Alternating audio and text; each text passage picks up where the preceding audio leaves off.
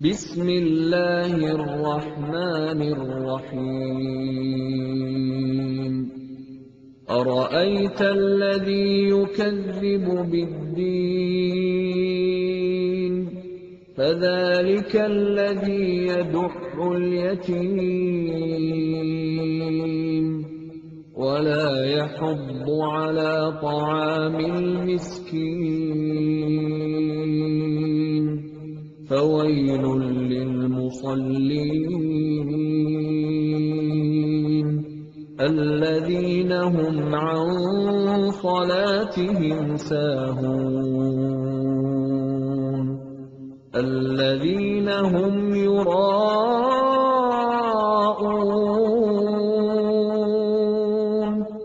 ويمنعون الماعون. அஸ்ஸலாமு அலைக்கும் வரஹ்மத்துல்லாஹி வபரகாத்துஹு. பெரும் மதிப்பிற்கும் மரியாதைக்கும் உரிய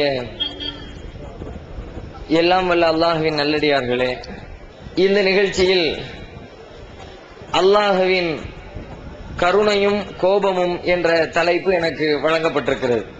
அல்லாஹுடைய மார்க்கத்தை ஏற்றிருக்கிற இஸ்லாமிய சமுதாயமாக திகழ்கிற நாம்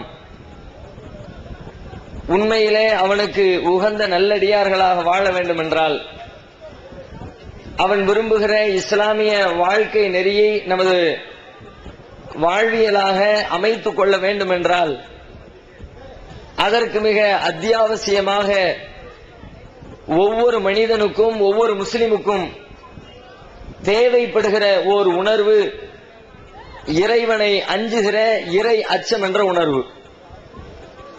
இந்த இறை அச்சம் யாருடைய உள்ளத்திலே ஆழமாக குடிகொண்டிருக்கிறதோ அந்த மனிதரால் மட்டும்தான் இறைவனுக்கு அடிபணிந்து வாழுகிற ஒரு நல்ல முஸ்லிமாக வாழ முடியும்.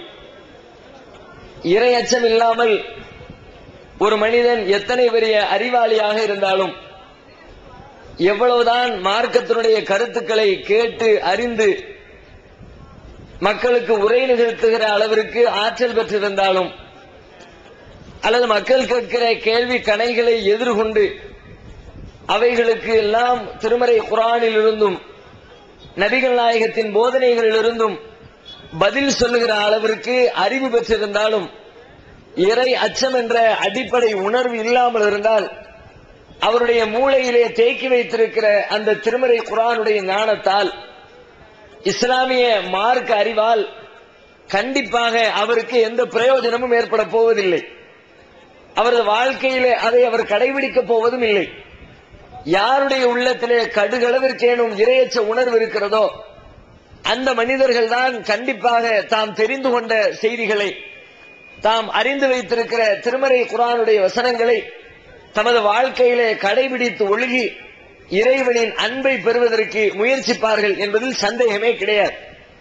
அதனால்தான் நபிகள் நாயகம் ஸல்லல்லாஹு அலைஹி வஸல்லம் அவர்கள் மக்களுக்கு செய்கின்ற உபதேசத்திலே, மக்களுக்கு சொல்லுகிற போதனைகளிலே அதிகமாக திரும்ப திரும்ப வலியுறுத்திய ஒரு போதனை என்னவென்று பார்த்தால், இறைவனை அஞ்ச வேண்டும் என்ற போதனையை தான் உலகத்திற்கு அதிகமாக சொல்லி இருக்கிறார்கள்.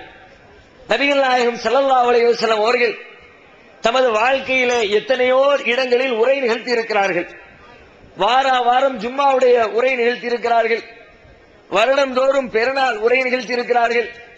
ஹஜ் பெருநாளிலே அதற்குரிய உரை நிகழ்த்தி இருக்கிறார்கள். நோன்பு பெருநாளிலே அதற்கென்று உரை நிகழ்த்தி இருக்கிறார்கள். மக்கள் கூடுகிற கடை வீதிகளில் உரை நிகழ்த்தி இருக்கிறார்கள். மக்கள் குழுமுகிற ஒவ்வொரு சந்தர்ப்பத்திலும் உரை நிகழ்த்தி இருக்கிறார்கள். இப்படி பலதரப்பட்ட இடங்களில் பல்வேறு தருணங்களில் மக்கள் மத்தியிலே உரை நிகழ்த்திய அண்ணலம் பெருமகனார் நபிகள் நாயகம் ஸல்லல்லாஹு அலைஹி வஸல்லம் அன்னவர்கள் தம்முடைய எல்லா உரைகளிலும் எல்லா போதனைகளிலும் திருமறை குர்ஆனில் இருந்து 3 வசனங்களை மறக்காமல் குறிப்பிடுவார்களாம்.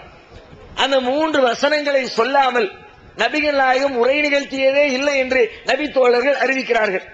அது என்ன 3 வசனங்கள்?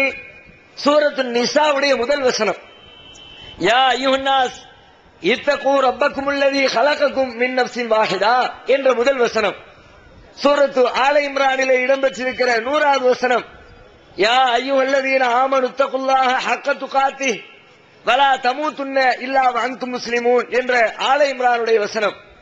சூரத்துல் அஹ்ஸாபிலே இடம்பெற்றிருக்கிற யா அய்யுஹல்லதீன ஆமனு தகுல்லாஹ் வ கூலு கௌலன் சதீதா என்ற 3ஆம் வசனம். இந்த 3 வசனங்களையும் குறிப்பிடாமல் நபிகள் நாயகம் ஸல்லல்லாஹு அலைஹி வஸல்லம் அவர்கள் தமது வாழ்க்கையிலே உரை நிகழ்த்தியதே கிடையாது என்று அவர்களுடைய தோழர்கள் சொல்கிறார்கள். இந்த 3 வசனமும் என்ன கருத்தை சொல்கிறது? ஏன் இதற்கு இத்தனை முக்கியத்துவம் வழங்குகிறார்கள்? எல்லா உரைகளிலும் இதை குறிப்பிட வேண்டிய அவசியம் என்ன ஏற்பட்டது என்று பார்த்தால், இந்த 3 வசனங்களும் சொல்லுகிற கருத்து ஒரே ஒரு கருத்து தான். யா அய்யுஹன்னாஸ் இத்தகூ ரப்பக்குமுல்லதீ ஹலகக்கும் மின் நஃப்ஸின் வாஹிதா, மனிதர்களே உங்களை ஒரே ஆத்மாவிலிருந்து ஒரே மனிதனிலிருந்து படைத்த உங்கள் இறைவனை அஞ்சிக் கொள்ளுங்கள். யா அய்யுஹல்லதீன ஆமனு தகுல்லாஹ், மூமின்களே இறைவனை அல்லாஹ்வை அஞ்ச வேண்டிய விதத்தில் அஞ்சுங்கள் என்று 2ஆம் வசனம் சொல்கிறது. யா அய்யுஹல்லதீன ஆமனு தகுல்லாஹ், இறை விசுவாசிகளே அல்லாஹ்வை பயப்படுங்கள், நீங்கள் சொல்கின்ற சொற்களை தெளிவாக சொல்லுங்கள். 3 வசனமும் சொல்கிற கருத்து ஒரே கருத்து தான். அல்லாஹ்வை பயப்படு, அல்லாஹ்வை பயப்படு, அல்லாஹ்வை பயப்படு. அல்லாஹ்வை பயப்படுகின்ற உணர்வு இருந்தால்தான் கேட்கின்ற தகவல்கள் உங்கள் வாழ்க்கையிலே பயன் தரும், கேட்கின்ற தகவல்கள் உங்களுக்கு நன்மை தரும். இல்லை என்று சொன்னால் ஏதோ ஒரு பட்டிமன்றம் கேட்டு சென்றதை போன்று, வேறு ஏதேனும் சினிமாக்களில் போய் தங்களுடைய நேரத்தை கழித்ததை போன்று ஏதோ பொழுதுபோக்கி இருக்கிறீர்கள் என்று தான் அது அர்த்தமாகுமே தவிர, உங்கள் வாழ்க்கையிலே பிரதிபலிக்க வேண்டும் என்று சொன்னால் உங்கள் உள்ளத்தின் ஆழத்திலே கண்டிப்பாக இறைவனை அஞ்சுகின்ற அச்ச உணர்வு இருந்தாக வேண்டியது அவசியத்திலும் அவசியம் என்பதனை நபிகள் நாயகத்தினுடைய போதனைகள் நமக்கு சொல்லித் தருகிறது. அது மாத்திரமில்லை, நபிகள் நாயகம் எத்தனையோ தகவல்களை பேசுகிறார்கள். அவர்கள் பேசாத தொடாத எந்த துறையும் இல்லை. ஆன்மீகத்தை பற்றி நபிகள் நாயகம் சொல்லாத விளக்கம் கிடையாது. குடும்ப வாழ்க்கையை குறித்து நபிகள் நாயகம் சொல்லித் தராத அறிவுரை கிடையாது. அரசியலை பற்றி அவர்கள் பேசாத உரைகள் கிடையாது. இப்படி அவர்கள் ஆன்மீகத்திலே, அரசியலிலே, குடும்ப வாழ்க்கையிலே, சமூக வாழ்க்கையிலே, உறவுகளிலே, நட்புகளிலே, ஒவ்வொரு துறை சார்ந்த கருத்துக்களிலேயும் மனிதன் எவ்வாறு வாழ வேண்டும் என்பதை குறித்து ஆழமான அற்புதமான தகவல்களை உலகத்திற்கு எடுத்துச் சென்றவர்கள் இறைவனின் தூதர். ஒவ்வொரு போதனை செய்கிற பொழுதும் அந்த போதனையின் முடிவிலே எதை பற்றி பேசினாலும் சரிதான், அவர்கள் அந்த உரையை, அந்த போதனையை முடிக்கிற பொழுது முடிக்கின்ற செய்திகள், முடிக்கின்ற வார்த்தைகள் எப்படி இருக்கும் தெரியுமா? இறைவனை அஞ்சுங்கள் என்ற வார்த்தையோடு தான் முடிப்பார்கள். உரை நிகழ்த்த துவங்கும் போதும் இரையச்சம், உரையிலே குறிப்பிடுகின்ற ஒவ்வொரு தகவலுக்கும் இரையச்சம்.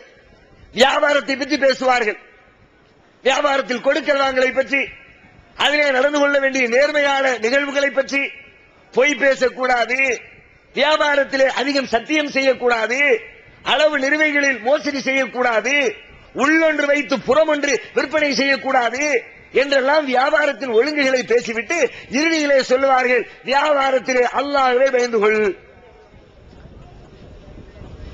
மிருகங்களை பற்றி பேசுவார்கள். ஒட்டகங்களை வளர்க்கிறீர்கள், ஆடு மாடுகளை வளர்க்கிறீர்கள், அவைகளில் பயணம் செய்கிறீர்கள், அவற்றை அறுத்து சாப்பிடுகிறீர்கள், அதிலிருந்து பயன் பெற்றுக் கொள்கிறீர்கள், அவற்றை எப்படியெல்லாம் நடத்த வேண்டும் என்று சொல்லிவிட்டு மிருகங்களின் மீது நேயம் காட்ட வேண்டும். மனிதநேயம் மாத்திரமில்லை, மனிதநேயத்தை கடந்து ஜீவராசிகள் மீது, உலகத்திலே படைக்கப்பட்டிருக்கிற ஒவ்வொரு உயிரினங்களின் மீதும் நீங்கள் காட்ட வேண்டிய அன்பை, பாசத்தை, நடந்து கொள்ள வேண்டிய முறைகளை எல்லாம் சொல்லிவிட்டு இறுதியிலே சொல்லுவார்கள், இத்தகுல்லாஹ ஃபில் பஹாயிம், மிருகங்கள் விஷயத்தில் அல்லாஹ்வை பயந்து கொள்ளுங்கள். கணவன் மனைவியை பற்றி பேசுவார்கள், குடும்ப வாழ்க்கையை, ஆண்களை பற்றி சொல்வார்கள், ஆண்களே பெண்கள் பலகீனமானவர்கள், உடல் அமைப்பிலே உங்களை விட வலு குறைந்தவர்கள், பலம் குறைந்தவர்கள், உங்களுக்கு அவர்கள் அமானிதமாக வழங்கப்பட்டு விட்டார்கள், உங்க வீட்டுக்குள்ள உங்களுடைய கஸ்டடியில உங்களுடைய பொருளாதாரத்திலே அவர்கள் வாழ்க்கை நடத்துகிறார்கள் என்ற காரணத்தினால் அவர்கள் மீது ஆதிக்கம் செலுத்தாதீர்கள். நீங்கள் சாப்பிடுகிற பொழுது அவர்களுக்கும் சாப்பிட கொடுங்கள், நீங்கள் உடுத்துகிற பொழுது அவர்களுக்கும் உடுத்த கொடுங்கள், அவர்களை அடிக்காதீர்கள், பிறர் முன்னால் கண்டிக்காதீர்கள், முகத்திலே காயம் ஏற்படுத்தாதீர்கள் என்றெல்லாம் பெண்களிடத்திலே ஒரு கணவன் நடந்து கொள்ள வேண்டிய முறைகளை எல்லாம் சொல்லிவிட்டு கடைசியிலே சொல்லுவார்கள், இத்தகுல்லாஹ ஃபின் நிஸா, உங்கள் மனைவியரின் விஷயத்தில் அல்லாஹ்வை பயந்து கொள். எதை சொன்னாலும் சரி, அல்லாஹ்வுடைய பயம் இருந்தா தான் மனைவியை பத்தி ரசூலுல்லாஹ் சொன்னதையெல்லாம் ஃபாலோ பண்ணுவோம். இன்னைக்கு உலகத்துல எதை காட்டி பயக்காட்டுறாங்க? ஒரு பொம்பளையை பயப்படுத்தணும்னா ஒரு பெண் விஷயத்துல ஒருவன் எதற்கு பயப்படுகிறான்? எது குறித்து அச்சமூட்டப்படுகிறது? மனைவி மேல கை வச்சா அவன் கூட பிறந்தவன் நிறைய பேர் இருக்கிறான். அவன் அப்பங்காரன் பெரிய அரசியல்ல பயங்கரமான ஆளு, கைய வச்சா தொலைச்சு போடுவான். மாமனாருக்கு பயந்துக்க, மச்சினனுக்கு பயந்துக்க, சமூகத்துக்கு பயந்துக்க பேசப்படுகிறது. நபிகள் நாயகம் ஸல்லல்லாஹு அலைஹி வஸல்லம் அவர்கள் இதெல்லாம் எடுபடாதுப்பா. வீட்டுக்குள்ள ரூமுக்குள்ள இருக்கிறவன் ஆம்பளை பொம்பளை மட்டும்தான். உள்ளுக்குள்ளே அவன் அமைதியாக ஒழுக்கம் பேணி வாழ வேண்டும் என்று சொன்னால் உள்ளுக்குள்ளே அவனுக்கு இறையச்சம் இருந்தாக வேண்டும். அதனாலதான் இறையச்சம். அல்லாஹ்வை பயந்துக்க, மாமனாரை பயந்துக்கன்னு சொல்லல, மச்சினனை பயந்துக்கன்னு சொல்லல, சமூகத்தை பயந்துக்கன்னு சொல்லல, அரசாங்கத்தை, கவர்மெண்ட், போலீஸ. அந்த பொம்பளை போய் மகளிர் காவல் நிலையத்தில் கம்ப்ளைண்ட் பண்ணிடுவான், போலீஸ பயந்துக்கன்னு சொல்லல. இத்தகுல்லாஹ் பின்னிசா, பெண்கள் விஷயத்துல, மனைவியர் விஷயத்துல அல்லாஹ்வை பயந்துக்க. இப்படி எதை எடுத்தாலும் சரிதான். குடும்பத்தை பேசினாலும் அல்லாஹ்வை பயப்படு, வியாபாரத்தை பேசினாலும் அல்லாஹ்வை பயப்படு, மிருகத்தை பற்றி பேசினாலும் அல்லாஹ்வை பயப்படு, அரசியலை பற்றி பேசினாலும் அல்லாஹ்வை பயப்படு. இப்படி எதை பார்த்தாலும் எதை சொன்னாலும் அல்லாஹ்வை பயப்படு, அல்லாஹ்வை பயப்படு என்ற இறையச்சத்தை தான் நபிகள் நாயகம் அவர்கள் திரும்ப திரும்ப அழுத்தம் திருத்தமாக போதித்தார்கள். இந்த இறையச்சத்தை போதித்தார்களே, இன்னைக்கு பல பேர் கேட்கலாம், இறையச்சத்தை ரசூலுல்லாஹ் சொன்னாங்க, வரமாட்டேங்கிற, என்ன பண்றது? வர்றதுக்கு என்ன வழி? வர்றதுக்குள்ள வழிதான் அந்த இறைவனை பற்றி அறிவதுதான் அவன் மீது அச்சம் வருவதற்குரிய வழி. அல்லாஹ்வின் மீது இன்றைக்கு நம்முடைய சமுதாயத்திற்கு அச்சம் இருக்கிறதா? கொஞ்சம் அப்படியே உங்க கண்ணு முன்னாடி கொண்டு வந்து பாருங்க. அல்லாஹ்வுடைய அச்சம் இருந்தால் இன்றைக்கு நம்முடைய சமுதாயம் எப்படி வாழ்கிறது? இப்படி வாழுமா? நம்முடைய சமுதாயத்தவர்கள் எப்படி வியாபாரம் செய்கிறார்கள் அப்படி வியாபாரம் செய்வார்களா? ஒரு காலத்திலே முஸ்லிம் சமுதாயத்தினுடைய வியாபாரம் என்று சொன்னால் மூச்சு பேச்சில மறுபேச்சு இல்லாமல் அவர்கள் சொன்ன விலை கொடுத்து வாங்கிய மக்கள் உண்டு இந்த தேசத்திலே. இந்த தேசத்திலே இஸ்லாமிய மார்க்கம் எப்படி பரவியது? இன்னைக்கு நாமெல்லாம் முஸ்லீம்களாக அமர்ந்திருக்கிறோம். இந்த தேசத்தில் கிட்டத்தட்ட 25 கோடி பேர் முஸ்லீம்களாக வாழ்ந்து கொண்டிருக்கிறோம். நமக்கு எப்படி இந்த இஸ்லாம் கிடைத்தது? நபிகள் நாயகம் இந்த தேசத்திலே பிறந்தார்களா? இங்கே வந்து உரை நிகழ்த்தினார்களா? இங்கே வந்து குர்ஆனை அச்சடித்து கொடுத்தார்களா? இங்கே வந்து துண்டு பிரசுரங்களை விநியோகித்தார்களா? இங்கே பள்ளிவாசல்களை கட்டி ஜும்மா நடத்தினார்களா? எப்படி இஸ்லாம் கிடைத்தது? அரபு தேசத்திலே பிறந்த நபிகள் நாயகம் அவர்கள் எடுத்து சொன்ன இஸ்லாமிய மார்க்கம் எங்கோ பல லட்சக்கணக்கான மைல்களுக்கு அப்பால் இருக்கிற இந்த தேசத்திலே வாழ்கிற இந்த சமுதாயத்து மக்களை சந்தித்ததை எப்படி? அங்கிருந்து வந்த வியாபாரிகளுடைய வியாபாரம் தான் இஸ்லாத்தை கொண்டு வந்து சேர்த்தது. அரபு தேசத்திலே இஸ்லாத்தை ஏற்றுக்கொண்ட நல்லவர்கள், பெரியவர்கள், நபித்தோழர்கள், அவர்களின் வெளிவந்தவர்கள் அங்கிருந்து இந்தியாவுக்குள்ள கேரளா வழியாக, கடற்கரை வழியாக வியாபாரம் செய்ய ஆரம்பித்தார்கள். உள்ளுக்குள்ள வந்து பிசினஸ் பண்ணாங்க. அவர்களுடைய வியாபாரத்திலே இருந்த நேர்மை இந்த தேசத்திலே இருந்த நம்முடைய முன்னோர்களை ஈர்த்தது. நாமெல்லாம் அரபு நாட்டு இறக்குமதிகளா? நம்முடைய முன்னோர்கள் எல்லாம் அரபு தேசத்தை சார்ந்தவர்களா? இந்த தேசத்திலே வாழ்ந்த ஏதோ ஒரு சாதியை சார்ந்தவர்கள், ஏதோ ஒரு மதத்தை சார்ந்தவர்கள். செட்டியாராக இருக்கலாம், பிராமணராக இருக்கலாம், தேவராக இருக்கலாம், தலித்தாக இருக்கலாம், கோணாராக இருக்கலாம், வேளாளராக, சைவ வேளாளர், ஏதோ ஒன்று. இந்த தேசத்தில் 1000 வருடங்களுக்கு முன்னர் என்ன சமயங்கள், என்ன தத்துவங்கள், என்ன சாதி மத பேதங்கள் இருந்ததோ அதுல ஒன்றாகத்தான் நாம் இருந்தோம். நமக்கு எப்படி கிடைத்தது இந்த மார்க்கம்? அங்கிருந்து வந்தவர்கள் செய்த வியாபாரம், அந்த வியாபாரத்தை அவர்கள் காட்டிய நேர்மை, அந்த நேர்மை இங்க இருக்கிற மக்களை ஈர்த்தது. அநியாயத்துக்கு நேர்மையா இருக்காங்க. இப்படி ஒரு நேர்மையா? எதுக்கு இவ்வளவு நேர்மை இருக்கணும்? நாமெல்லாம் பிசினஸ் பண்ணுனா கத்திரிக்காய் வியாபாரம் பண்றோமா? கத்திரிக்காய் 2 நாள் ஆயிடுச்சு, மஞ்சள் பூத்து போச்சு, ஒரு பக்கத்துல வெள்ளை இருக்கு, ஒரு பக்கம் மஞ்சள் இருக்குதா? மஞ்சளை கடைக்குள்ள வைப்போம், வெள்ளைய கடைக்கு வெளியில வைப்போம்.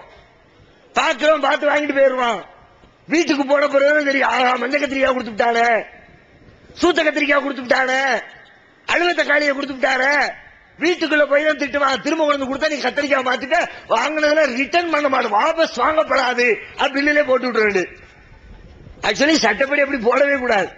ஒரு சாமான வித்தா வாபஸ் பெறப்படாதுன்னு சட்டத்தில் போட்டு வச்சிருக்கிறானோ, கேஸே போடலாம் மேல, அது வேற விஷயம். இன்றைய நிலைமை இப்படியா? இன்றைக்கு வாழுகிற முஸ்லீம்கள் செய்கிற வியாபாரத்தில் உங்களுக்கு அந்த நற்பெயர் கிடைத்திருக்கிறதா? வியாபாரம் என்று சொன்னால் நம்முடைய நேர்மைக்கு நிகராக வேறு யாரும் நேர்மையாக முடியாது என்று சொல்ல முடியுமா? பல இடங்களில் போய் பார்த்த காரி துப்புறாங்க. முஸ்லீம்களாலே பயப்படுகிற ஒரு நிலைமை சில இடங்களில். அந்த ஏரியாவுக்கு போயிடாங்க, எல்லாம் டூப்ளிகேட் சாமான் வச்சிருப்பான். குறிப்பா போய் பார்த்தோம்னா முழுக்க முழுக்க பயமாரா உட்கார்ந்துருவோம். இறை அச்சம் இருந்தால் நம்முடைய வியாபாரம் இப்படி இருக்குமா? நம்முடைய வியாபாரத்தை பார்த்தால் இறையச்சம் இல்லை என்பது வெளிப்படுத்துகிறது.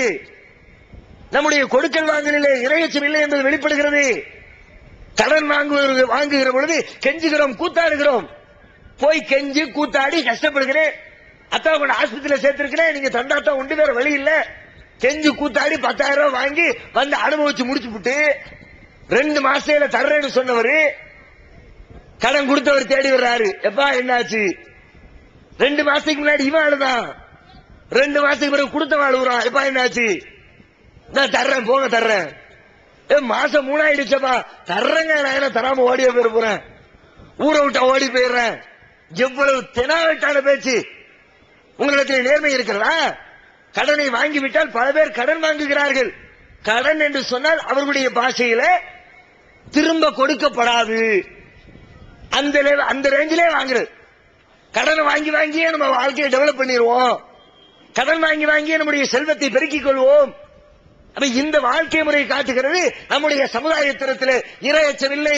இருந்தால் இவருடைய கடன் இப்படி கடனை திரும்ப செலுத்தாமல் அலைக்கழிக்க மாட்டான், ஆபாச படங்களிலே மூழ்கி திளைக்க மாட்டான், நைட்ல எல்லாரும் தூங்கின பிறகு 2 மணிக்கு மேல எம்டிவி ஓபன் பண்ண மாட்டான், ஒண்ணையா பார்த்தா திருமண நேரங்களிலே வரதட்சணை வாங்க மாட்டான்.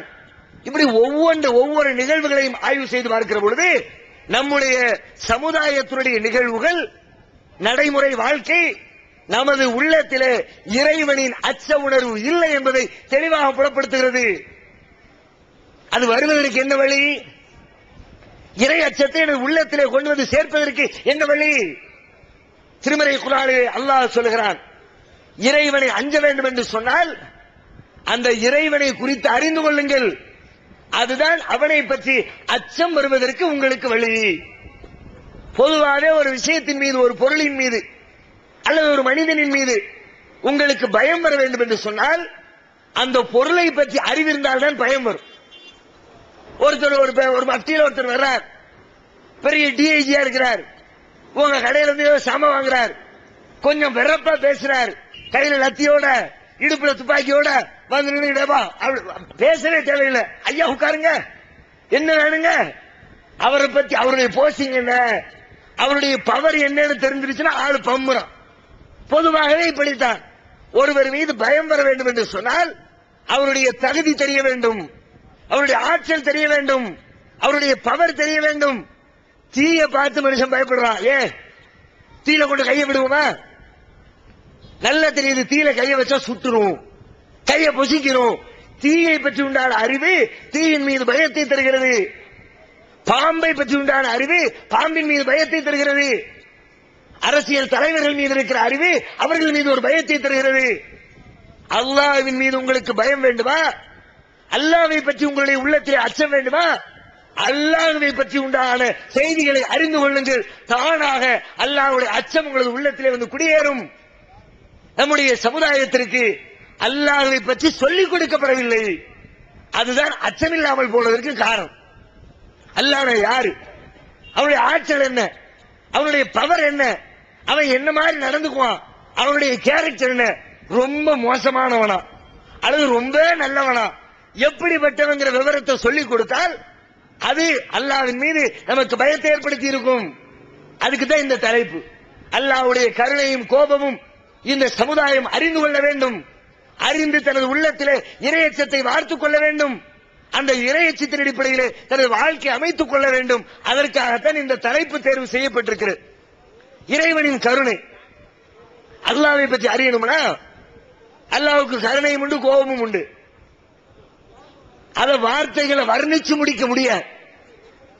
அதை ஒரு பொருளோடு, ஒரு மனிதனிடம் இருக்கிற அந்த அருளோடு, ஒரு மனிதனிடத்தில் இருக்கிற கருணையோடு ஒப்பிட்டு அல்லாஹ்வுடைய கருணையை சொல்ல முடியாது. அல்லாஹ்வுக்குரிய கருணை இருக்கிற சாதாரண கருணை இல்ல, சாதாரண இரக்கம் இல்ல. உலகத்தில் இருக்கிற எல்லா மதங்களும் இறைவனை பற்றி ஒரு விதமா அறிமுகப்படுத்து, இஸ்லாம் ஒரு விதமா அறிமுகப்படுத்து.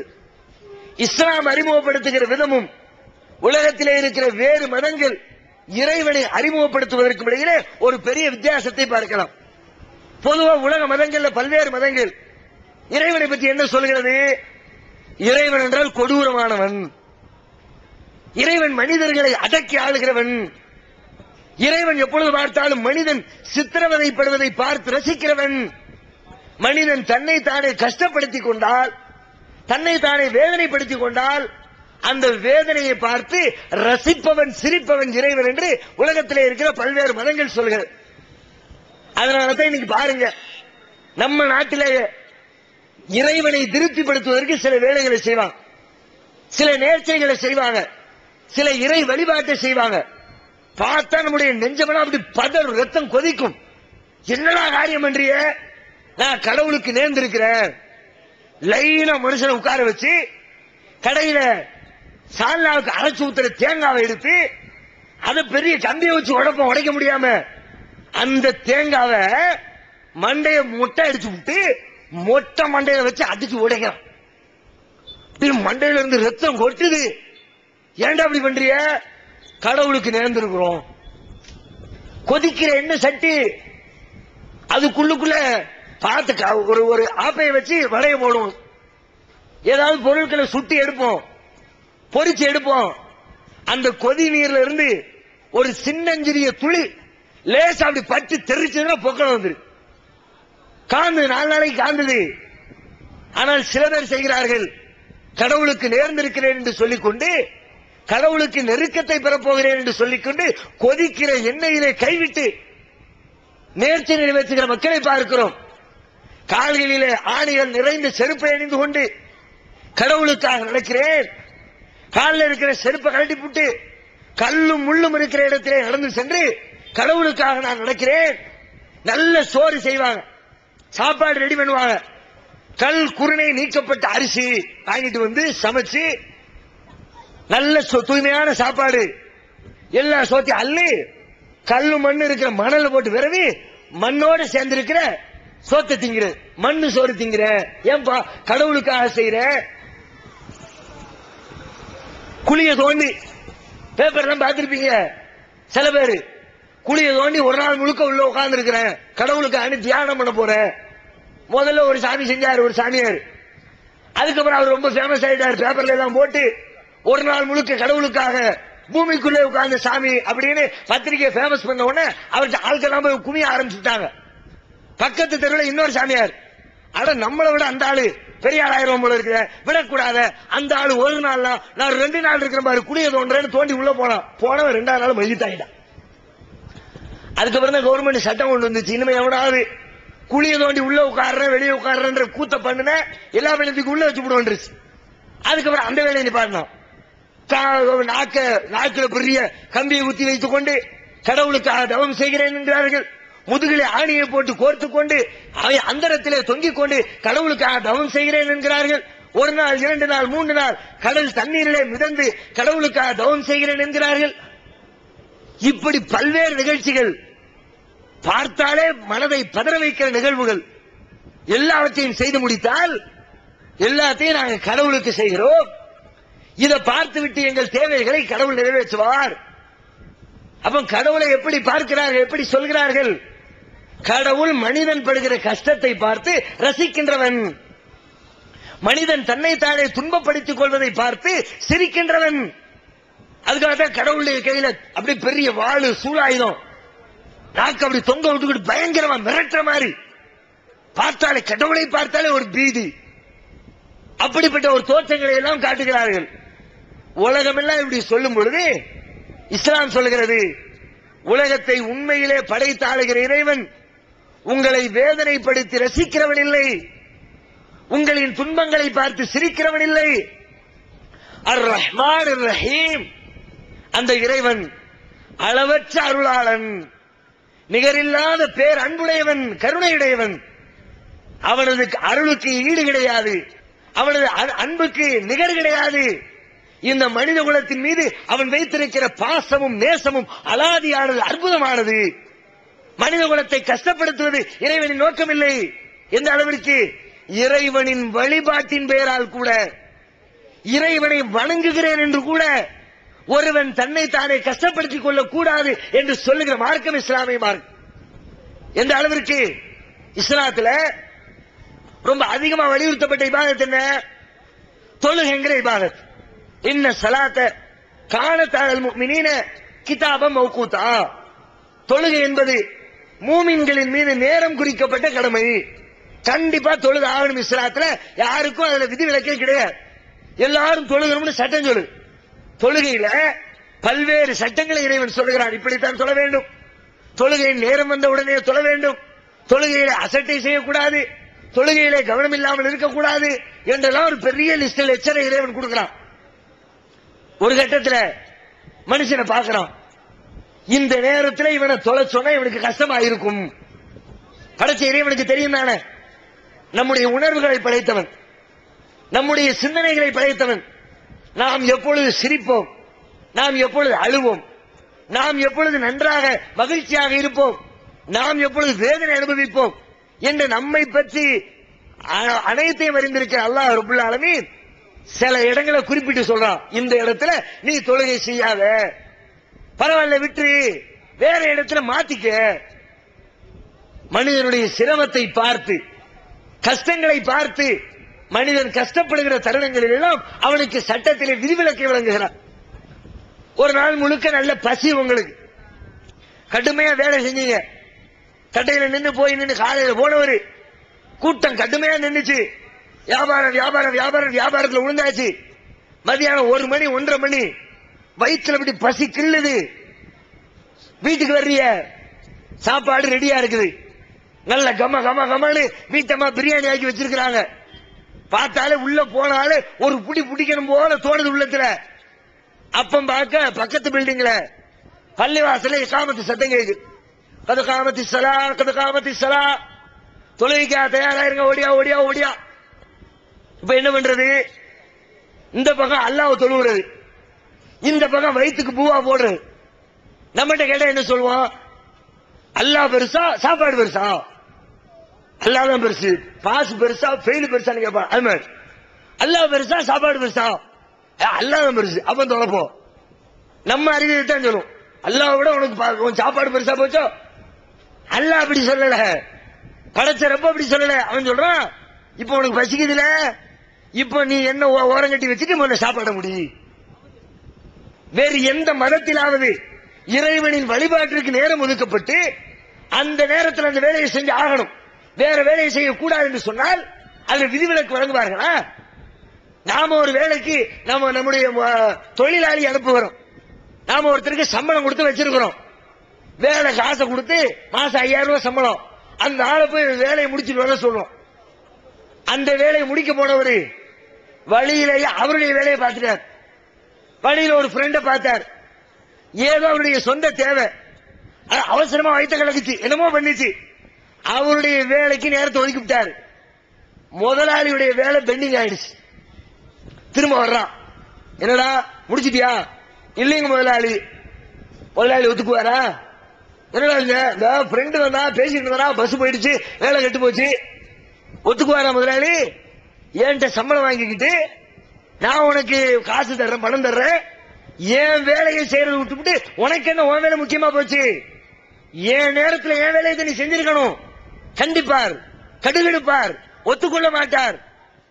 ரப்புல் ஆலமீன் அதே மாதிரி அவனுக்கென்று அவனுடைய இபாதத்துக்கு ஒரு நேரத்தை ஒதுக்கிவிட்டு அந்த இபாதத்துல மனுஷனுக்கு தேவை இருக்குது. அல்லாஹ் சொல்றான், பரவாயில்ல விடுறா, ஏன் இபாதத்தை ஓரம் கட்டு, உன் சாப்பாட்டை முடி, முதல்ல சாப்பிடாட்டி ரொம்ப போயிருவேன், வயிறு ஒட்டி போயிடும், சிந்தனையெல்லாம் குளறிடும், கண்ணெல்லாம் இருந்துடும், ஒரு வேலையும் செய்ய முடியாது. தொழுகையில வந்தா கூட உன்னால் நிம்மதியா தொழ முடியாதப்பா. உன் கவனம் முழுக்க சாப்பாட்டுல தானே இருக்கும். சாப்பாடு பசியில இருக்கிற ஒருத்தரை உடனே உட்கார வச்சுக்கிட்டு நீங்களே உட்கார்ந்து இருக்கிறீங்க, வயிற்ற கிள்ளுது, இங்க உட்கார்ந்து பயான கேட்பீங்களா? உட்காரு உட்காருன்னு உங்க ஃப்ரெண்டு கையை பிடிச்சி இழுத்தாங்கிறான். எப்பண்டா முடிப்பாங்க? இப்பதான் இவன் பயான போட்டு நீட்டிக்கிட்டு இருக்காங்க. மணிதான் 9 ஆச்சு, 9 காலாச்சு, பேச ஆரம்பிச்சு அரை மணி நேரம் ஆச்சு, முடிக்க வேண்டியதான? எவ்வளவு சூப்பரா பேசினா அப்படித்தான், எவ்வளவு பயங்கரமான தத்துவத்தை கொண்டு கொட்டினாங்கிறான். அவங்க போடா பெருசா உன் பேச்ச கேட்க வந்தேன். இவன் கூட வந்தா சோறு வாங்கி தருவான, டீ வாங்கி தருவான, வந்தா பாதி பேர் பிடிச்சு உட்கார வச்சுட்டான். அல்லாஹ் அதெல்லாம் உணர்றவன் கஷ்டப்படாதப்பா, உன்னை நீ சிரமப்படுத்திக்காத. உன் சிரமத்தை போக்கிட்டு உன் கஷ்டத்தை நீக்கிட்டு அதுக்கப்புறம் எனக்கு தொழுகைக்கு வா. எப்படிப்பட்ட இறைவன் பாருங்கள், நம்முடைய மனித குலத்தின் மீது இறைவன் காட்டுகிற கருணை பாருங்கள். அவனுக்கு ரைட்ஸ் இருக்கு. என்ன ரைட்ஸ் இருக்குது? சாப்பிட கூடாதா? தொலைத்தான் செய்யணும்னு சொல்ல முடியும், சொல்ல முடியாதா? அல்லாஹ்வுக்கு அந்த ரைட்ஸ் இல்லையா? அல்லாஹ்வுக்கு அந்த அதிகாரம் இருக்குது. இருந்தாலும் அல்லாஹ் என்ன பண்றான்? மனிதர்கள் சிரமப்படக்கூடாது. மனித சமுதாயத்தின் மீது இறைவன் கொண்டிருக்கிற கருணையின் வெளிப்பாடு. அதே மாதிரி ஒரு நாள் முழுக்க வேலை செஞ்சிய, நைட்ல வந்து படுத்திய, காலையில 5 மணிக்கு சுபுக்கு பாங்கு சொல்லப்பட்டுச்சு. பாங்கு சொன்ன உடனே எந்திக்கணும் நினைச்சிய, எந்திரிச்சா அப்படியே கண்ணெல்லாம் தள்ளு, முடிய மாட்டேன். அலாரம் அடிச்சது, பாங்கு சத்தம் கேட்டது, எந்திரிச்சலாம் ட்ரை பண்ணிய, முடியவே இல்லை. எந்திரிச்சா கூட அப்படியே போதையில லாந்திர மாதிரி இருக்கு வண்டி. இப்ப என்ன செய்யறது? தூக்கம் பெருசா தொழுகை பெருசா? கேளுங்க. அவர் பாங்கு சொல்லும் போதே சொல்லிடுறாரு, சுபுக்கு மட்டும் என்ன சொல்லிடுறாரு? மோதினாரு, அஸ்ஸலாத்து கைரும் மினன் நௌம், தூக்கத்தை விட தொழுகைதான் பெரியது. இந்த இடத்துல ஃபெயில் ஆகிறத விட பாஸ் ஆகிறதான் பெருசு அப்படிங்கிற மாதிரி தூக்கத்தை விட தொழுகைதான்பா பெருசுன்னு பாங்கோட சேர்த்து வேற அடிச்சிருவார். இப்ப இந்த ஆளு தூங்குறதா தொழுகிறதா? நம்ம சொல்லுவோம் தொலைவானு, அல்லாஹ் சொல்லுவோம் தூங்குடா ராசா. தூங்குனா சும்மா லேசா அப்படி தூக்கம் வர்ற மாதிரி இருக்கு, தூங்கிட கூடாது. நம்ம ஆளுக்கு அப்படிதான் செஞ்சுக்கிட்டு இருக்கு. தூக்கம் வந்தா விதிவிலக்கு இருக்குல்ல, அதனால தூங்கி எந்திரிச்சு 8 மணிக்கு தொழுவோம், ரெகுலரா 8 மணி. என்னைக்காவது ஒரு நாள் தூக்கம் மிகச்சதுன்னா அசைச்சதுன்னா பரவாயில்ல, நீ தூங்கு, நல்ல தூங்கி எந்திரிச்சு நிம்மதியா தொழுவு. தூக்கத்தோட வந்து நீ தொழுவியா? நீ ஓதுறது உனக்கே தெரியாது.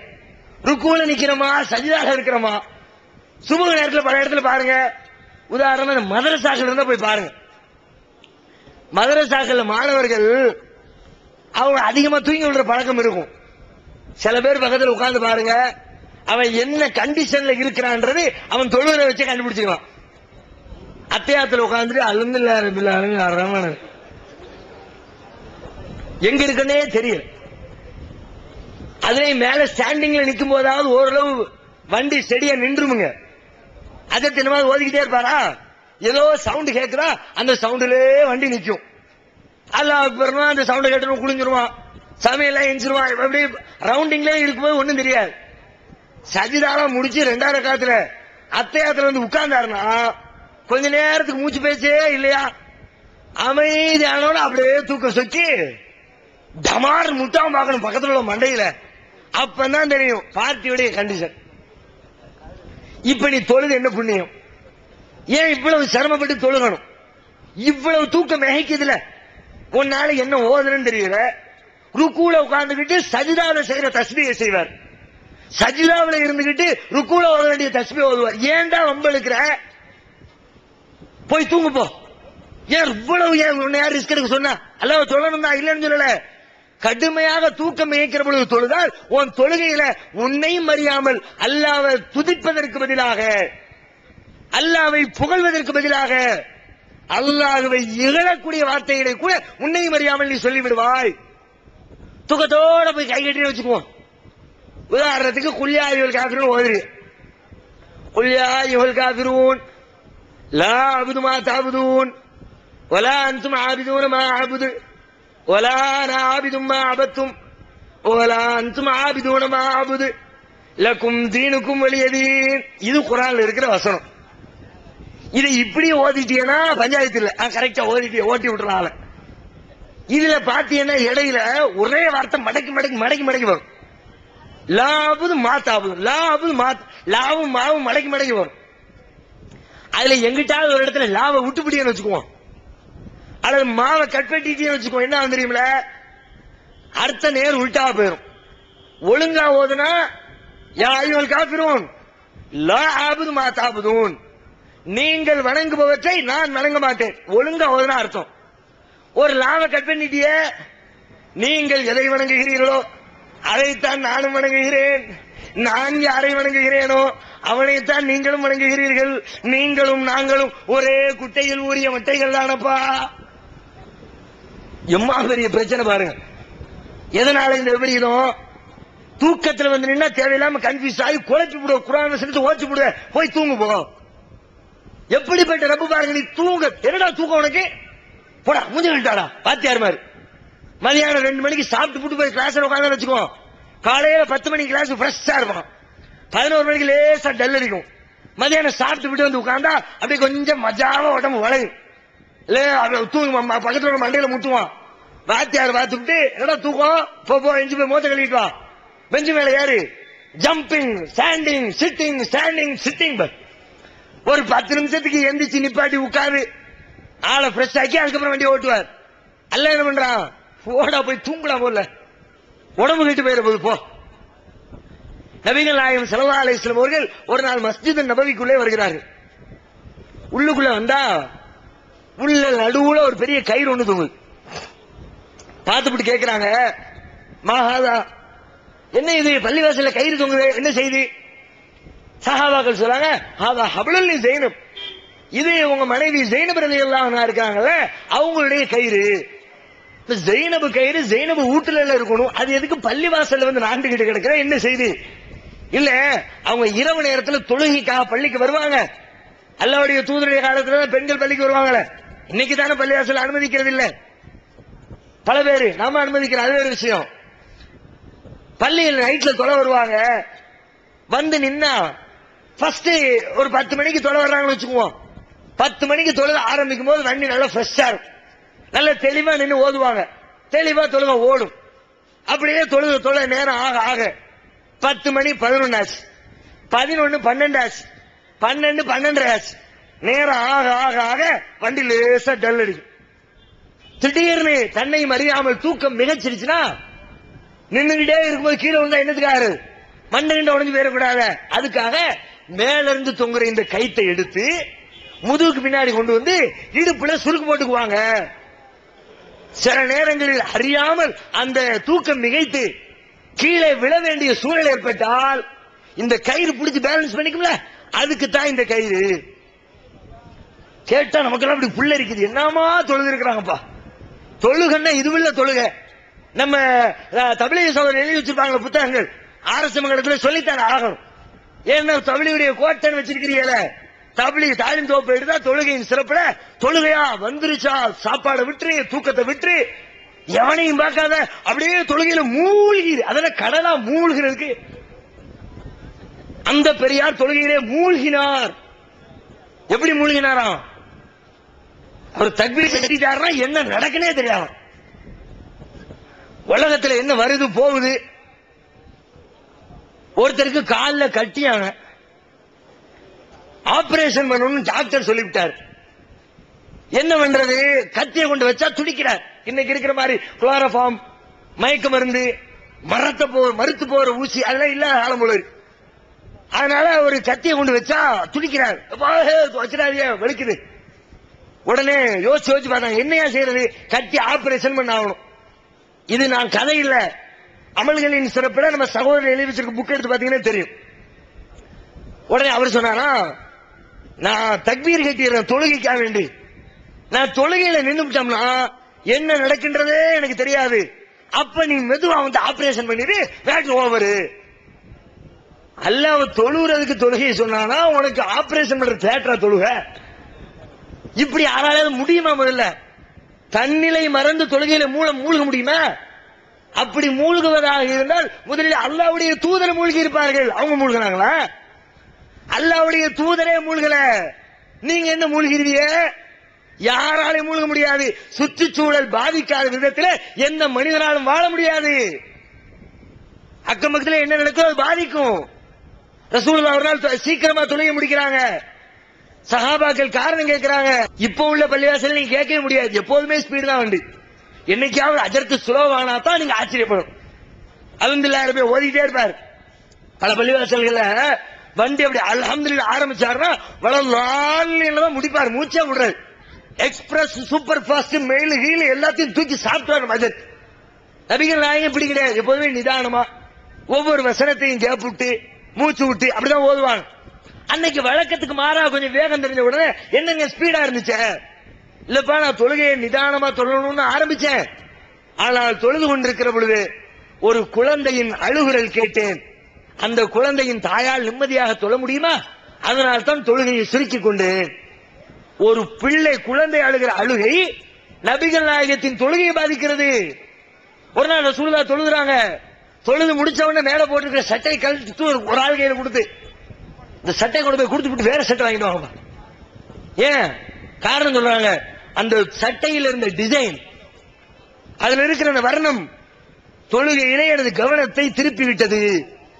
சட்டையில் இருக்கிற டிசைன் நபிகள் நாயகத்துடைய தொழுகையின் கவனத்தை திருப்புமா? ஒரு சின்னஞ்சிறு குழந்தையின் அழுகுரல் நபிகள் நாயகத்தின் கவனத்தை திருப்புமா? ஆனால் அவருடைய காலில் இருக்கிற கட்டி ஆபரேஷன் பண்ணுவாங்களா, அது அவர் கவனத்தை திருப்பாங்க. இது முடியாது, பொய், சாத்தியம் இல்லாத கட்டுக்கதைகள், கற்பனைகள். இப்படி எல்லாம் தொலை சொல்லல. என்ன ஆனாலும் தொழு, எவ்வளவு கஷ்டப்பட்டாலும் தொழு. கொசு கடிச்சா அடிச்சா உடனே சத்தம் போடு, அடிக்காத. தேள் கொட்டியும் குளவி கொட்டியும் அசையாமல் நின்றிருந்தால் தொழுது பெரியார் படிச்சு பாரு. குளவி கொட்டியே அசையல, நீ ஏன் போட்டு அசைகிற? முடியாது, சுற்றுச்சூழல் பாதிக்கும். அப்படியெல்லாம் கஷ்டப்பட்டு கொண்டு தொழ வேண்டும் என்று இறைவன் உங்களுக்கு வலியுறுத்தவில்லை. எந்த இபாதத்தை அப்படி செய்ய தேவையில்லை. உன் உடலை வருத்தி நீ சிரமப்பட்டு நீ அந்த கஷ்டத்தை அனுபவிச்சு அந்த கஷ்டத்தால் அல்லாஹ்வுக்கு என்னப்பா கிடைச்சது, உனக்கு என்ன நன்மை? ஒருத்தர் ஹஜ்ஜுக்கு போறாரு, வயது முதிர்ந்தவர், நபிகள் நாயகத்தின் காலத்துல நடக்க முடியல, தன்னுடைய பிள்ளைகளின் தோள்களில் கைகளை போட்டுக்கொண்டு அவங்க பிள்ளை அவரை இழுத்துக்கிட்டு போறாங்க. கேட்கிறாங்க, ஏன்பா இவ்வளவு கஷ்டப்பட்டு எங்க போறீங்க? ஹஜ்ஜுக்கு போறேன். ஏன்? அப்படிதான் போக நேர்ச்சி பண்ணிருந்தேன். ஒழுங்கா வாகனத்தில் ஏறிப்போ. நீ இப்படி கால்நடையாக சிரமப்பட்டு ஹஜ்ஜுக்கு செல்வதனால் உனக்கு என்ன நன்மை, அல்லாஹ்வுக்கு என்ன தேவை? அப்படி உன்னை கஷ்டப்படுத்தாத.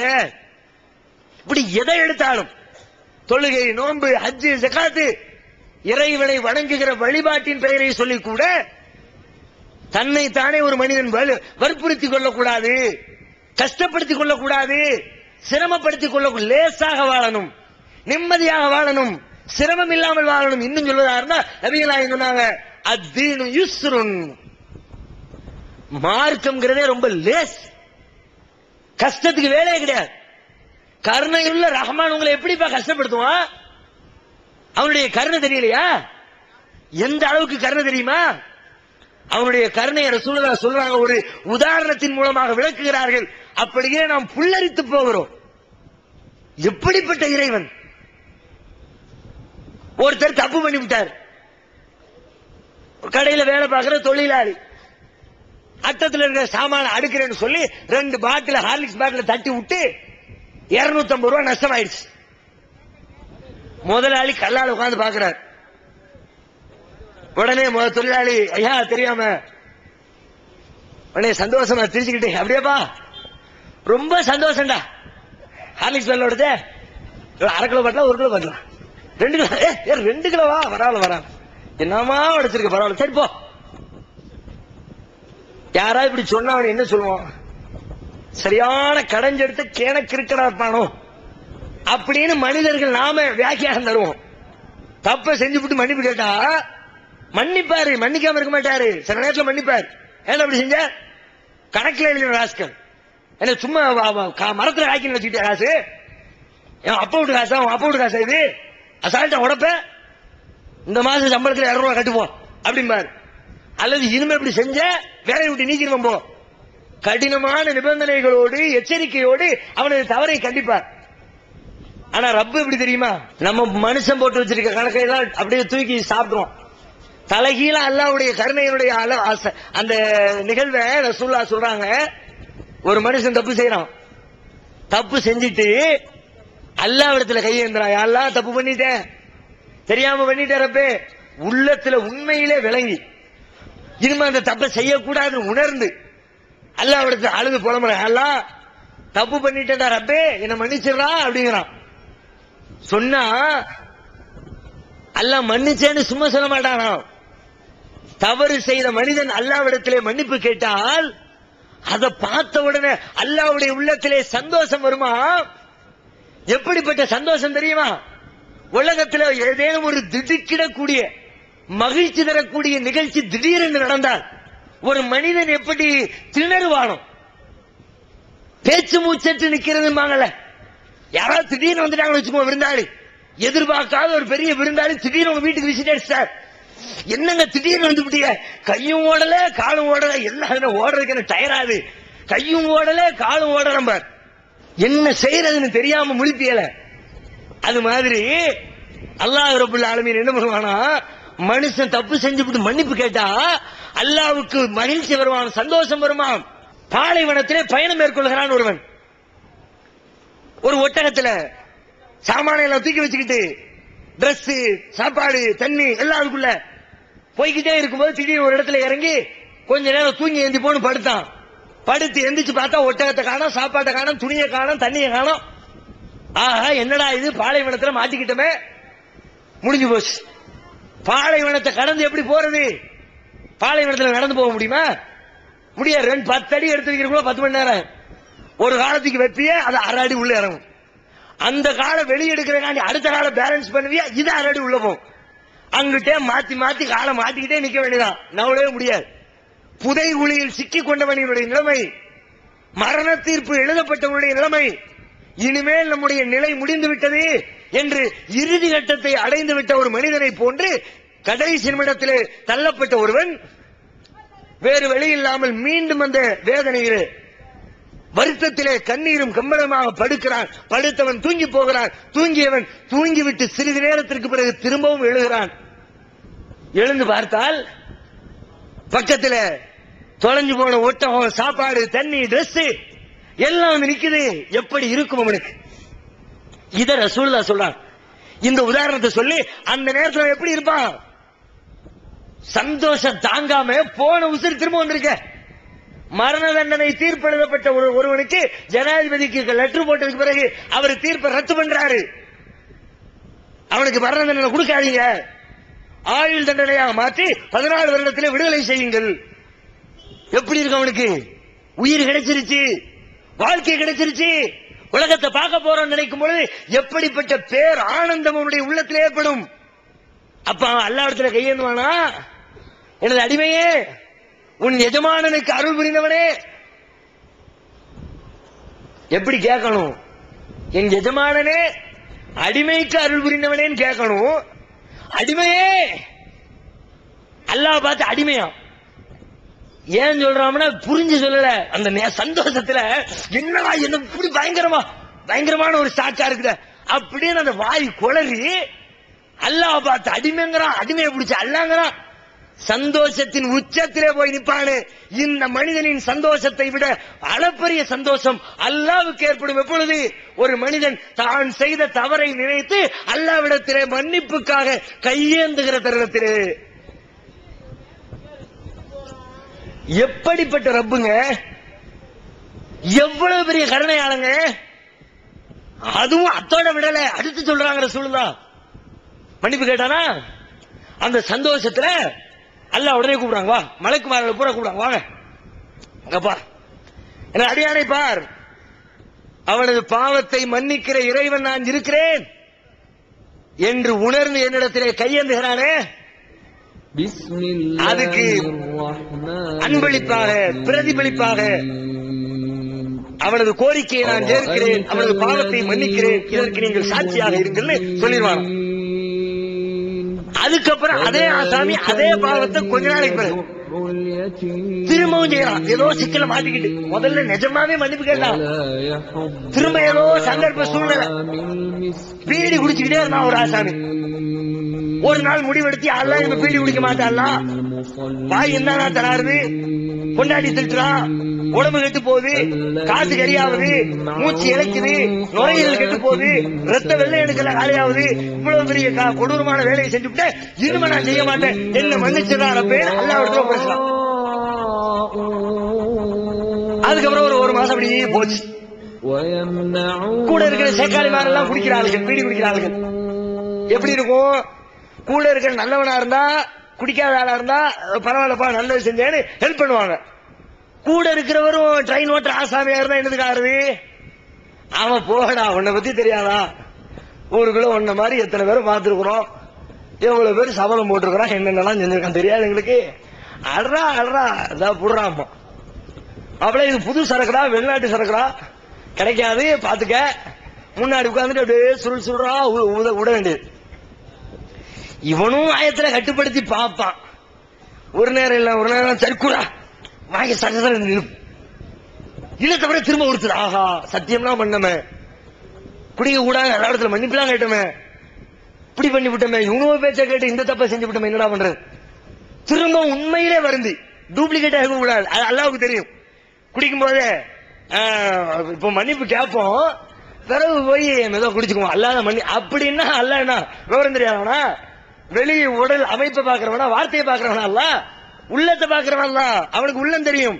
நிஜமாவே வருந்தி திரும்ப போய் அல்லா இடத்துல அல்லா என்ன மன்னிச்சு திரும்ப செய்ய மாட்டேங்கிறான். மீண்டும் அல்லாஹ் அதே போன்று மலக்குகளை அழைத்து மீண்டும் பாரு, என்ன விட்டா வேற ஆளு இல்லைன்னு அவனுக்கு தெரியுதுல்ல, நான் தான் மன்னிக்கணும் புரிஞ்சிருக்கிறாம்ல, வந்துட்டாம்ல, இதற்கு நீங்கள் சாட்சி, அவனது மன்னிப்பை நான் ஏற்கிறேன், அவனுக்கு நான் பாவ மன்னிப்பு வழங்குகிறேன். ஒரு தடவை இல்லை, இரு தடவை இல்லை, எத்தனை தடவைகள் செய்தார். அதுக்காண்டி நீங்க இதை இது என்னமோ பாவம் செய்ய தூண்டு நினைச்சிட கூடாது. உண்மையிலே பாவ மன்னிப்பு கேட்கறவன் எத்தனை தடவை திரும்ப திரும்ப செய்வானா? நிஜமா மன்னிப்பு கேட்கறவன் திரும்ப திரும்ப செய்ய மாட்டான். ஒரு தடவை அல்லது இன்னொரு தடவை மீறும். திரும்ப திரும்ப செய்யறவன் களவாளி பையன் அர்த்தம், உள்ளுக்குள்ள வச்சுக்கிட்டே கேட்டுக்குவோம் அப்படின்னு நினைக்கிற ஆளுன்னு அர்த்தம். எத்தனை தடவை கேட்டாலும் அத்தனை தடவையும் அவனது உள்ளத்திலே இருக்கிற அந்த மன்னிப்பின் ஆழத்தை உணர்ந்து, அவனது வருத்தத்தினுடைய ஆழத்தை உணர்ந்து மன்னிப்பளித்து அதை சந்தோஷமாக மகிழ்ச்சியாக, அதான் நீங்க கவனிக்க வேண்டிய மேட்ரு. மன்னிக்கிறேன் போன்னு சொல்லல, அவன் கேட்ட உடனே அல்லாவுக்கு சந்தோஷத்துடைய உச்சத்தில் அல்ல போறான். இவ்வளவு இரக்கம் கொண்டிருக்கிற இறைவன் இருக்க, இந்த இறைவனை விட இரக்கம் கொண்ட ஒருவரை யாரேனும் காட்ட முடியுமா? உங்க தாய் இந்த இறைவனுடைய இரக்கத்தோடு ஒப்பிட்டு பார்க்க இயலுமா? உங்கள் தாயின் இரக்கத்தை, தாயுடைய பாசத்தை, தந்தையுடைய பாசத்தை, நண்பர்களுடைய பாசத்தை உலகத்தில் யாரையும் காட்ட முடியாது அந்த ரப்புடைய பாசத்துக்கு நிகராக. ஆனால் நம்முடைய சமுதாயம் இத்தனை பெரிய இரக்கம் கொண்ட இறைவனின் இரக்க குணத்தை அல்லாஹ்வை விட இரக்கம் காட்ட வேற ஆள் இருக்கிறார்னு சொன்னா அல்லாஹ் ஒத்துக்குவானா? அல்லாஹ் அதை ஏத்துக்குவானா? இவ்வளவு இரக்கம் கொண்டிருக்கிற இறைவனை, உனக்கு இரக்கம் இருக்கு, உன்னை விட அவருக்கு இருக்குன்னா அதை அல்லாஹ் ஜீரணிக்க மாட்டான்.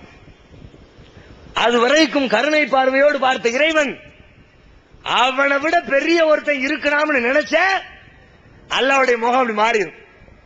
இதுவரைக்கும் பார்த்த முகம் வேறு, இப்பொழுது நீ பார்க்க இருக்கிற முகம் வேறு. கோப முகம், கர்ஜிக்கிற முகம், கடுமை நிறைந்த முகம். வேதனை வேதனை சும்மா சாதாரண விட மாட்டான். என்ன என்னை விட பெரியார் எப்படா இருப்பா? எவன் காட்டு நீ உலகத்துல?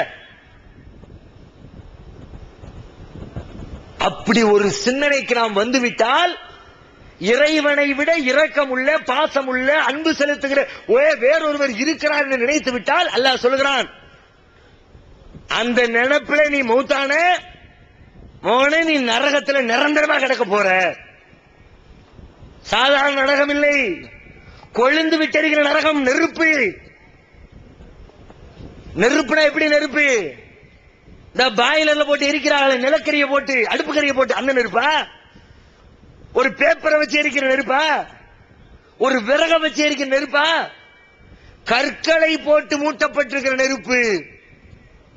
கல்லு தீ பிடிக்கும்னா சாதாரணமா பிடிக்குமா? ஒரு பேப்பர்ல தீ பிடிக்கும், சீக்கிரமா அணைஞ்சிரும். சீக்கிரமா தீ பிடிக்கும், சீக்கிரமா அணையும். விறகு கொஞ்சம் லேட் ஆகும், கொஞ்சம் லேட்டாக அணையும். ஒரு நிலக்கரி கூடுதல் தாமதமாகும், கூடுதல் தாமதமாக எரியும், அணையும். ஒரு கல்லு சீக்கிரம் தீ பிடிக்காது, பிடிக்கிறதுக்கே பல நாட்கள், பல மாதங்கள், பல வருடங்கள் ஆகும். கல்லுல தீ பிடிக்கணும்னா பிடிச்சதுன்னா கிட்ட நெருங்க முடியாத மனுஷன். நாளை மறுமையில அல்லாஹ் ரப்புல் ஆலமீன் அவனை விட கருணை நிறைந்தவன் யாரேனும் இருக்கிறான் என்று எவனாவது சொல்லி அதே நிலையில் மரணித்தால் அந்த மனிதர்களை தூக்கி எறிவதற்காக தயாரிக்கிற நரக நெருப்பு எப்படிப்பட்டது தெரியுமா? வகூதுஹன் நாஸ் வல் ஹிஜாரா, அதனுடைய எரிபொருள் மனிதர்களும் கற்களும். கல்ல போட்டு எரிப்பா, அப்படியே கொழுந்து விட்டு எரியும் நரக நெருப்பு.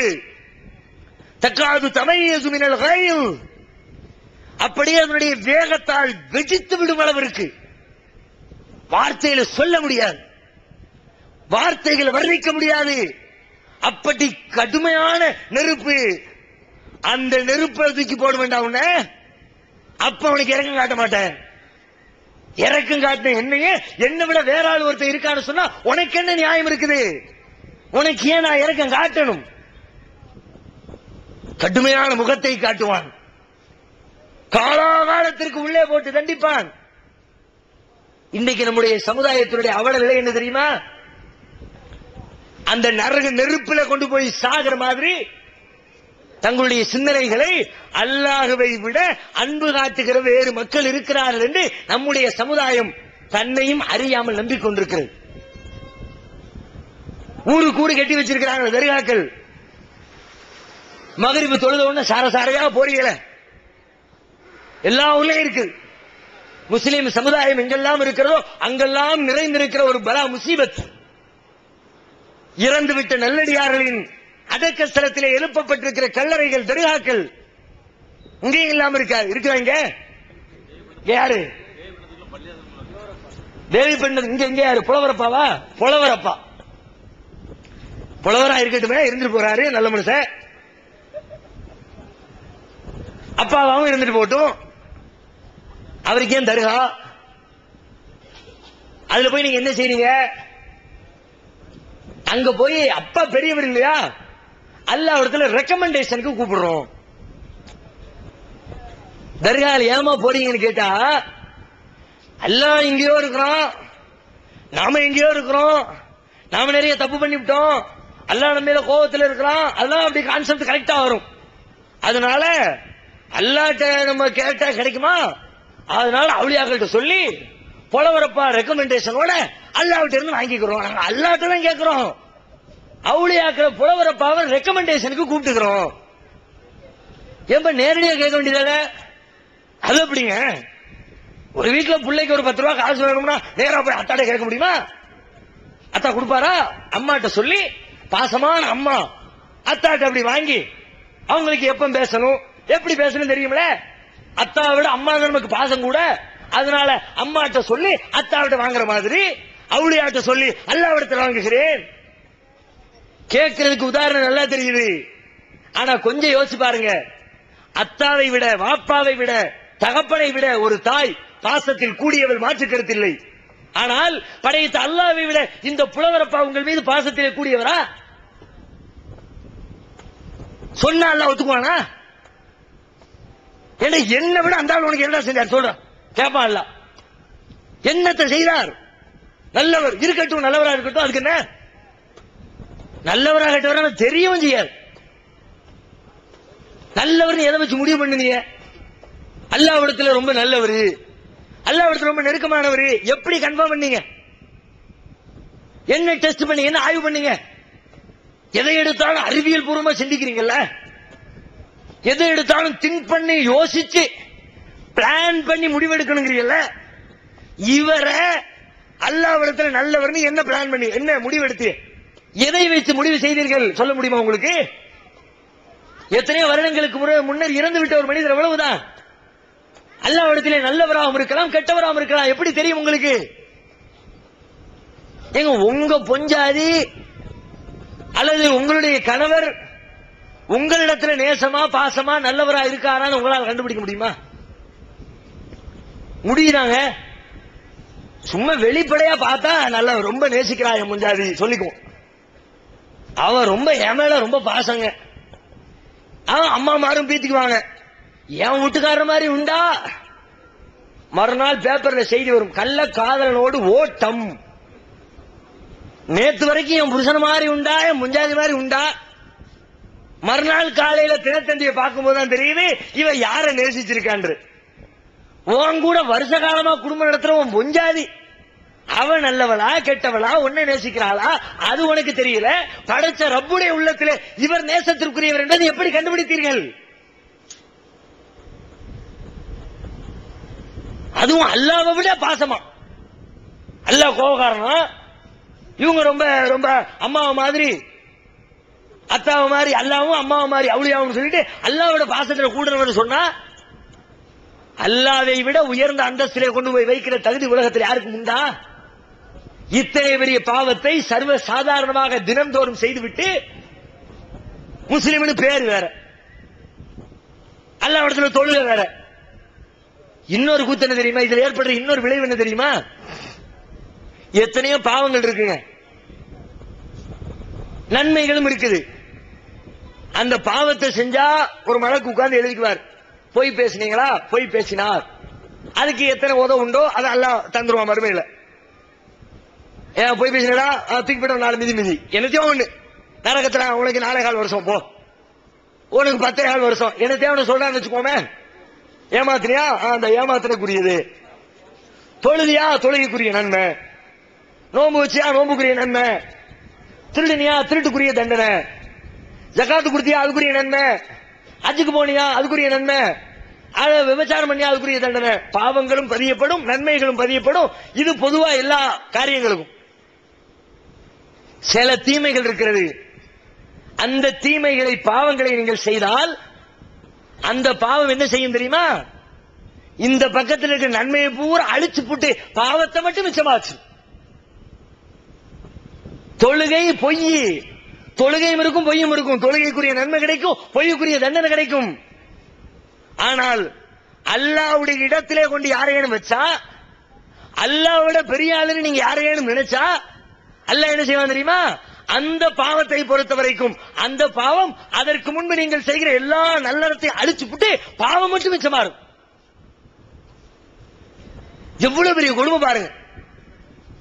மகரிபுக்கு பிறகு தலையில முக்காடு போட்டு பயபக்தியோடு புருதாவல்லி புருக்காவை போட்டுக்கிட்டு போய் பத்தி கொளுத்தி எண்ணெய் வச்சு பாத்தியா ஓதி சாம்பிராணி போட்டு சீனி எள்ளி தின்னு என்னதாமோ செஞ்சு அஜரத்துக்கு 5,000 ரூபாய் காசை கொடுத்து, இப்ப எவ்வளவு காசுன்னு தெரியல.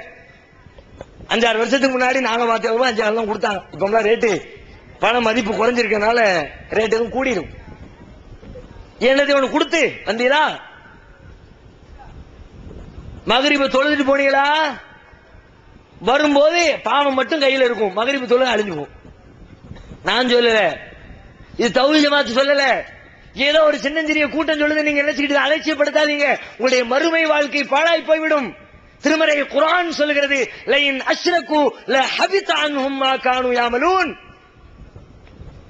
அவர்கள் அல்லாஹ்விற்கு இணை கற்பித்தால், கடவுளின் ஸ்தானத்திலே ஒருத்தர் ஸ்தானத்தில் அவனுக்கு ஈக்குவலா வச்சால், ஈக்குவலுக்கே அல்லாஹ் சொல்றான் இணை கற்பித்தால் லஹபித அன்ஹும் மா கானூ யாமலூன், அவர்கள் செய்த நல்லறங்கள் அனைத்தும் அழிந்துவிடும். ஈக்குவலா வச்சாலே நல்லறத்தை அழிச்சு விட்டா, அதை விட மேலத்துக்கு வச்சா நல்லது மிஞ்சுமா? அது மட்டும் இல்ல, நபிகள் நாயகம் ஸல்லல்லாஹு அலைஹி வஸல்லம் அவங்கள பார்த்து அல்லாஹ் சொல்றான், லைன் அஷ்ரக்த, நபியை நீர் இணை கற்பித்தாலும், ரசூலுல்லாஹ் அல்லாஹ்வுக்கு இணை கற்பிக்க போறது இல்ல, ஆனா எச்சரிக்கையாக சொல்றான், நீர் இணை கற்பித்தாலும் உம்முடைய நல்லறத்தையும் அழித்து விடுவோம். அல்லாஹ்வுடைய தூதரே அல்லாஹ்வுடைய இடத்துல இன்னொருத்தர் கொண்டு வச்சா அந்த பாவத்தை அல்லாஹ்வுடைய தூதருடைய நன்மைகளை அழித்து விடுவான் என்றால், மற்றவர்கள் செய்தால் அல்லாஹ் ஒத்துக்கொள்வானா?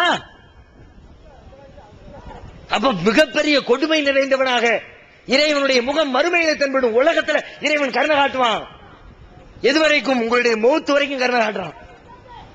இந்த கோப முகம் மறுமையில வெளிப்படும். உலகத்துல இன்னைக்கு தர்கா போனியா, வேற எதுவும் வட்டி வாங்கினியா, வேற என்ன பாவம் செஞ்சியா, உன் மௌத்து வரைக்கும் உனக்கு டைம். அல்லாஹ்வுடைய கருணை மிச்சம் இருக்குது. திருந்திருவானா, தன் பக்கம் வந்துட மாட்டானா, மன்னிப்பு கேட்க மாட்டானா, அருள் புரிய மாட்டோமா என்று அல்லாஹ் உனக்கு அவகாசத்தை அளித்துக் கொண்டே இருப்பான். ஒரு நாள், 2 நாள், 1 வாரம், 2 வாரம், 1 மாசம், 2 மாசம், 5 வருஷம், 10 வருஷம், 20 வருஷம், 60 வருஷம், உங்களுடைய உயிர் தொண்டை குழியை வந்து அடைகிற கடைசி நிமிடம் வரை இறைவன் கருணையின் வாசலை திறந்து வைத்திருப்பான், அன்பின் வாசலை திறந்து வைத்திருப்பான். இந்த மனிதன் தன்பால் திரும்பிட மாட்டானா? தன்னை விட உயர்ந்தவன் யாரும் இல்லை என்பதை ஒத்துக்கொள்ள மாட்டானா என்று அல்லாஹ் ரப்புல் ஆலமீன் தன் அன்பின் வாசலை திறந்து வைத்து எதிர்பார்த்திருப்பான். மௌத்துக்கு முன்னாடி திருந்து விட்டால் சரி, மன்னிப்பு கேட்டுவிட்டால் சரி, அப்படியே மரணித்து விட்டால், பாவ மன்னிப்பு கோராமல் இறைவனை நீங்கள் சந்தித்தால் அந்த கடைசி செகண்ட்ல தெரியும் வானவர் உங்கள் உயிரை கைப்பற்ற வருகிற அந்த கடைசி நிமிடங்களில் உயிர் போக போகிறது என்பதை அறிந்து கொண்ட அந்த கடைசி நிமிடத்தில் பல வதப்பீங்க. சான்ஸ் கூட அல்லாஹ் கொஞ்சம் டைம் கூட, லவுலா அഖர்தனி இலா அஜலின் கரீப், எனக்கு கொஞ்சம் அவகாசம் தாருங்களேன். கெஞ்சுவான். மரணத்தினுடைய பிடியிலே இருக்கிற மனிதன் கெஞ்சுவானாம், லவுலா அഖர்தனி இலா அஜலின் கரீப், கொஞ்சம் டைம் கொடுப்பா, மன்னிப்பு கேட்கிற டைம் கொடு, நல்லவனா மாறுறதுக்கு டைம் கொடு. கிடைக்க மாட்டாயோ? லா யஸ்தகிருன சாஅத்தன் வலா யஸ்தக்திமூன். அந்த டைம் வந்துருச்சுனா ஒரு செகண்ட், ஒரு மைக்ரோ செகண்ட் முந்தவும் செய்யாது பிந்தவும் செய்யாது. அப்படிப்பட்ட கடைசி நிமிடத்தில் நீங்க புலம்பினா உங்களுக்கு ஏதோ பிரயோஜனம் உண்டா? உயிர் பறிக்கப்படும், கேரண்டி இல்லை. எப்ப பறிக்கப்படும் கேரண்டி இல்லை. கொஞ்சம் நினைச்சு பாருங்க மரணத்தை. ஈசிஆர் ரோட்ல ஒரு நாளைக்கு அப்படி ஒரு ரவுண்ட் போயிட்டு வாங்க, ஒரு 50 கிலோமீட்டர் ஈசிஆர் ரோட்ல போயிட்டு பிரயாணம் பண்ணிட்டு வாங்க, ஒரு 2 ஆக்சிடென்ட் பாப்பீங்க. மரணத்திற்குரியவன் என்று ஒத்துக்கொள்ள முடியுமா உங்களை? உங்களுக்கு 45 வயசு இருக்கும், 2 வீலர்ல பல்சர்ல கரு கருன்னு சுத்திட்டு போனானே, 27 வயது வாலிபன், 30 வயது வாலிபன், இன்னும் இவன் 30 வருடம் இருப்பான் என்று உங்களுடைய எண்ணம் கணக்கு போடுவேன். அந்த வாலிபனுடைய முடிவு பரிதாபகரமாக கிடக்கும். பஸ்ல, ட்ரெயின்ல, எங்க சொல்ல முடியல. பேப்பர்ல பாக்குறோம், நேற்றைக்கு ரயில் கவிழ்ந்து 40 பேர் பதில் பலியா, நாளைக்கு நாம் செல்லுகிற வாகனம் கவிழ்ந்து பலியானால் நாளை மறுநாள் அல்லாஹ்விடத்திலே எப்படி நான் சந்திப்பேன்? அல்லாஹ்வுடைய கேள்விக்கு நான் எப்படி பதிலளிப்பேன்? يقول يا ليتني قدمت لحياتي فيومئذ لا يعذب عذابه أحد فلا يوثق وثاقه أحد. அந்த நாளிலே மனிதன் புலம்புவானாம், قدمت لحياتي, என்னுடைய வாழ்க்கைக்காக நான் முற்படுத்தி இருக்க வேண்டுமே. எது வாழ்க்கை? இது வாழ்க்கையே இல்லைங்க. இது வாழ்க்கையா? 50 வருஷம் வாழ்க்கையா? 30 வருஷம் வாழ்க்கையா? ஊழி கால வாழ்க்கை, அதுதான் உண்மையான வாழ்க்கை. சொல்லுவானா, கத்தம் ஹயாத்தி, என் வாழ்க்கைக்காக நான் உலகத்திலே சரியா வாழ்ந்திருக்கணுமே. அல்லாஹ் சொல்வானா,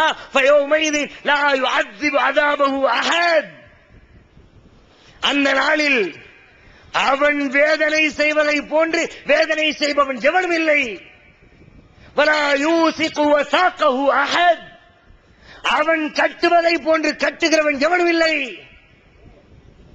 யா ஐயத்துஹன் நஃப்ஸுல் முத்மஇன்னா, நிம்மதியான ஆத்மாவே, பரிசுத்தமான ஆத்மாவே, மன்னிப்பு கேட்டு திரும்பி வாழ்ந்த ஆத்மாவே, இறைவனின் சட்டதிட்டங்களை ஒத்து வாழ்ந்த ஆத்மாவே, இர்ஜிஇ இலா ரப்பிகி ராவியதம் மர்வியா, நீ திரும்பி செல், உனது இறைவனின் திருப்தியின்பால் திரும்பி செல்.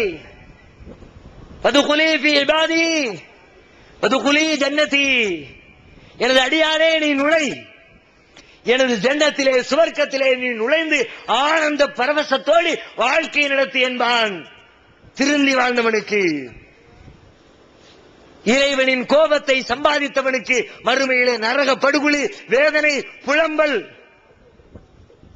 அந்த கொடூரத்திலிருந்து தப்பிக்கணும்னா இந்த நிமிஷத்துல என் வாழ்க்கையை மாற்றணும். இது போன்று இறைவனின் கருணை மறுமையிலும் நமக்கு தொடர வேண்டும் என்று சொன்னால் இந்த உலகத்திலே அதற்கு பல்வேறு காரியங்களை செய்தாக வேண்டும். குறிப்பாக சத்தியத்தை உண்மைகளை உணர்ந்து கொண்டவர்கள் அந்த உண்மையை உலகத்திற்கு சொல்ல வேண்டிய கடமை. அதை செய்து முடித்தால் மறுமையிலே இறைவனின் கருணையை பெற்றுக் கொள்ளலாம். இந்த உலகத்தில் பெறுறது பெரிய மேட்டர் இல்ல, மறுமையில இறைவனுடைய கருணை வேண்டும். மறுமையில இறைவனுடைய கோபத்திலிருந்து நாம தப்பிக்கணும். இந்த உலகத்தை பொறுத்த வரைக்கும் அல்லாஹ் எல்லாத்தையும் ஒரே விதமா தான் பாதிப்பான். நல்லவன் கெட்டவன் பொய் பேசுறவன் ஏமாத்துறவன் அல்லாஹ் ஏத்துக்கிட்டவன் ஏத்துக்காதவன் எல்லோருக்கும் ஒரே பார்வை. மறுமையில் இறைவனின் கருணை வேண்டும் என்று சொன்னால் இந்த உலகத்திலே சத்தியத்தை விளங்கியவர் அசத்தியத்தில் இருக்கிறவர்களுக்கு அதை எடுத்துச் சொல்லணும். பலகீனமான மக்கள், ஏழ்மையிலே வறுமையிலே சிக்கலிலே மாட்டிக்கொண்டிருக்கிற மக்களை தன்னால் ஆனவரை அதிலிருந்து விடுவிக்க வேண்டும். தனக்கு அருகிலே வாழுகிற மக்களுக்கு தன்னாலான உதவிகளை செய்ய வேண்டும். பிறருக்கு யார் உதவுகிறாரோ, பிறர் படுகிற கஷ்டத்திலிருந்து யார் அவருக்கு விடுதலை பெற்று தருகிறாரோ அது மாதிரியானவர்கள் தான் வறுமையிலே இறைவனிடத்திலே கருணையை பெற்றுக் கொள்ள முடியும். அல்லாஹ் ரப்பல் ஆலமீன் நம் அனைவருக்கும் நல்லருள் பாலிப்பானாக. வாஹிர் தஅவானா அல்ஹம்துலில்லாஹி ரப்பில் ஆலமீன். அஸ்ஸலாமு அலைக்கும் வரஹ்மத்துல்லாஹி வபரகாத்துஹு. அல்லாஹ்